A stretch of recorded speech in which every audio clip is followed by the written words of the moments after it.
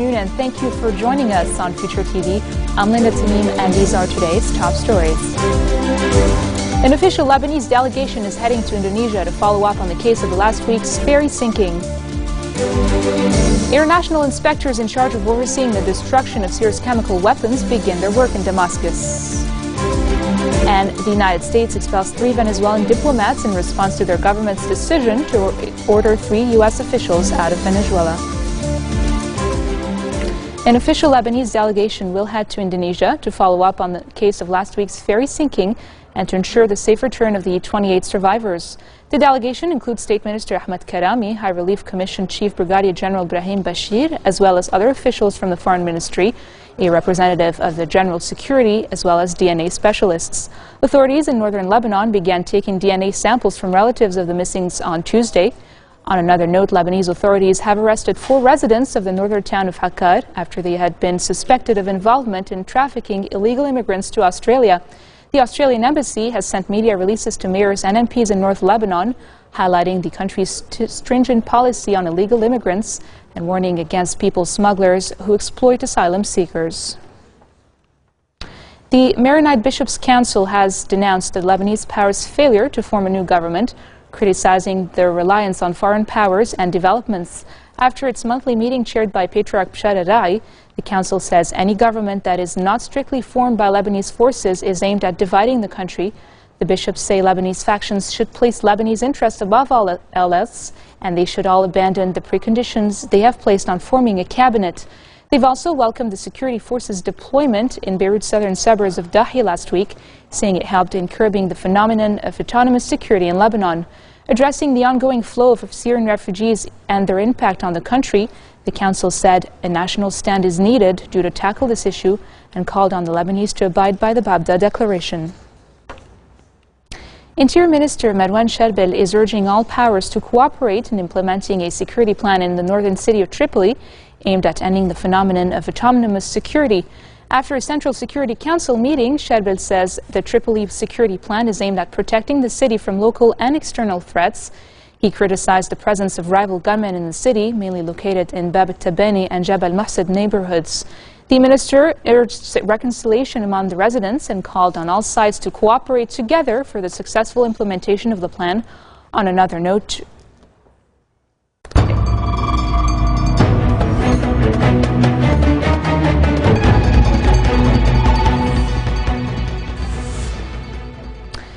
international inspectors in charge of overseeing the destruction of Syria's chemical weapons have left their hotel in Damascus to begin their work.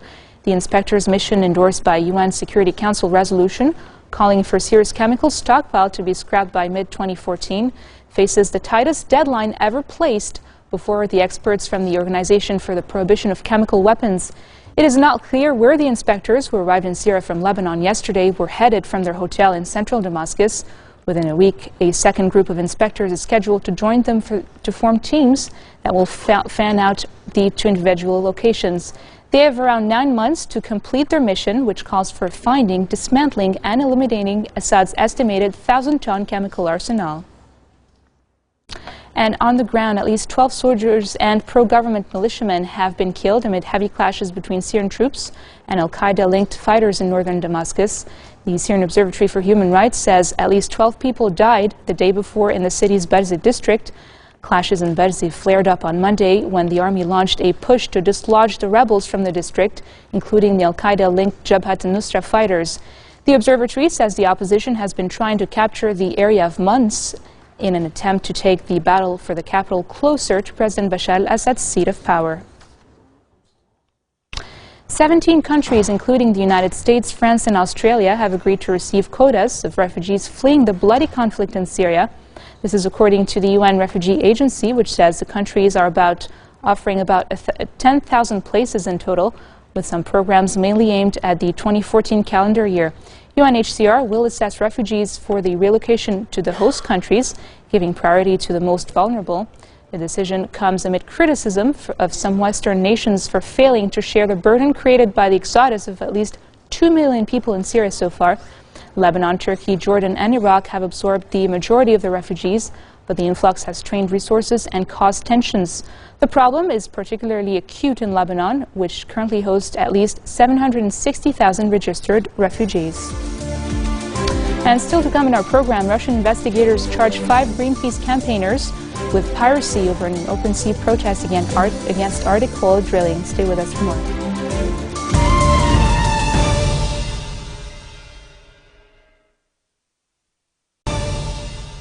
Welcome back, and now for news in the Middle East. Israeli Prime Minister Benjamin Netanyahu reiterates his country's position that the only way to peacefully stop Iran from developing nuclear weapons is to combine tough sanctions with a credible military threat, asserting that Israel will present that threat alone if need be. Describing Rouhani as a wolf in sheep's clothing, Netanyahu argued that the Iranian president, who has been at the forefront of softening rhetoric and historic increasing engagement with the United States, was not being forthright. He outlined a 4-point plan for resolving the dispute of Iran's nuclear program diplomatically, warning that if it was not adhered to, the threat of military action must remain on the table. Gunmen have shot down an Iraqi helicopter, killing 4 security forces members during a military operation against militants in the desert. Army officers said the dead were 2 crew members and 2 soldiers who were on board when the helicopter was shot down in a desert area west of Bajiji, a town north of Baghdad. Iraqi helicopters are periodically hit by gunfire during operations, including one last month in which a helicopter pilot was wounded. The leader and founder of the Greek neo-Nazi party Golden Dawn is set to appear before court today as part of a crackdown on the group following the murder of an anti-fascist musician. Nikos Michalouliakos is due to be charged after an examining magistrate has linked Golden Dawn to dozens of cases, including 2 homicides, 3 attempted homicides, 2 robberies, and an arson attack against a bank. If convicted, Michalouliakos faces at least 10 years in prison, alongside other members of his party, including his deputy Christos Papas, who is set to be charged tomorrow. Today's court appearance comes after 3 arrested Golden Dawn members were freed, pending their trial on charges of belonging to a criminal group, while a 4th member was jailed. The United States has expelled 3 Venezuelan diplomats in response to their government's decision to order 3 U.S. officials out of Venezuela. The U.S. government has given a 48-hour deadline to the Venezuelan chargé d'affaires, the second secretary at the Washington embassy and the consul at the Houston consulate, to leave the country.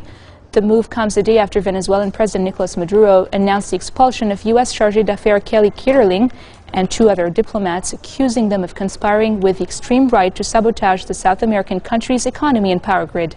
But U.S. officials vigorously denied the allegation.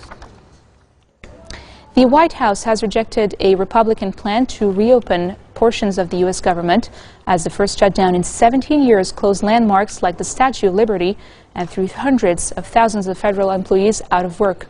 The back and forth offered no sign that President Barack Obama and Republicans can soon end a standoff over health care that has sidelined everything from trade negotiations to medical research and raised new concerns about Congress's ability to perform its most basic duties.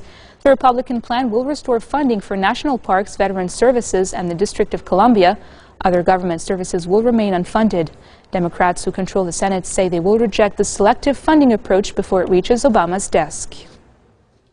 The United States and South Korea have signed a new strategic plan that provides a tailored deterrence against North Korea's possible use of nuclear arms and other weapons of mass destruction.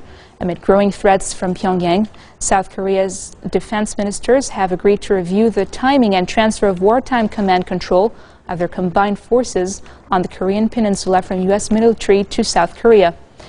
While South Korea is scheduled to take over wartime operational command in 2015, there have been calls in the government for it to be postponed while North Korea continues to push ahead with its nuclear weapons and long-range missile programs. U.S. Defense Secretary Chuck Hagel comments on this. The Republic of Korea Armed Forces are truly one of the best trained, best equipped, best led militaries in the world. Together, our forces stand ready to counter any provocation. And if called upon, they stand ready to fight and to win.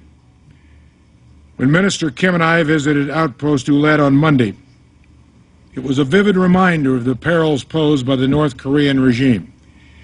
But make no mistake, our alliance will always be able to prevail in any contest on this peninsula. Russian investigators have charged 5 Greenpeace campaigners from several countries with piracy over an open sea protest against Arctic oil drilling. The charge filed today dim hopes that 25 other detainees will be indicted on a lesser charge. Piracy by an organized group carries a punishment of between 10 to 15 years.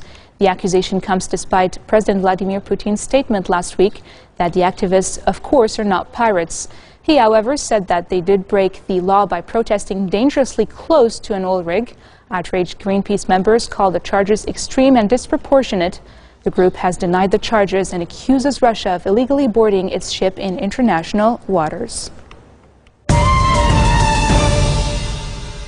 Peter Jackson's Hobbit trilogy is nearly 2 months away from releasing its second act, and today we're getting another big peek at what the series' next film will look like. A new trailer for The Hobbit, The Desolation of Smaug, has been released, and it gives more of a taste of what Bilbo and his cohort of dwarves will find as they head toward the Lonely Mountain. Check it out. Truly, the tales and songs fall utterly short of your enormity, O Smaug, the stupendous.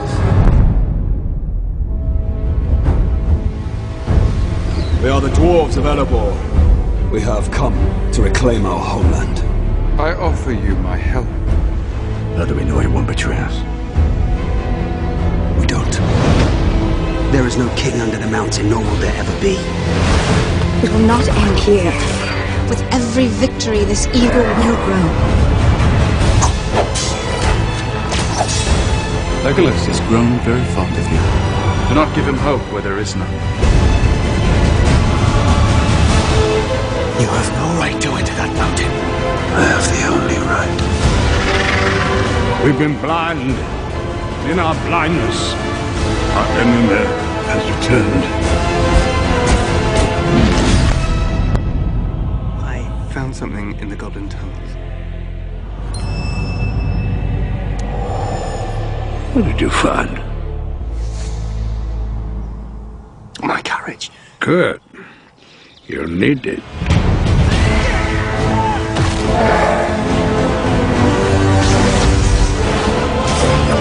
Dragonfire and ruin. That is what you will bring upon us. He cannot see beyond his own desire.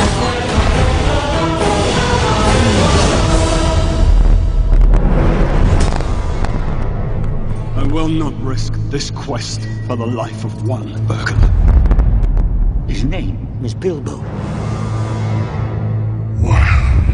Thief. Where are you? Come now. Don't be shy. Step into the light.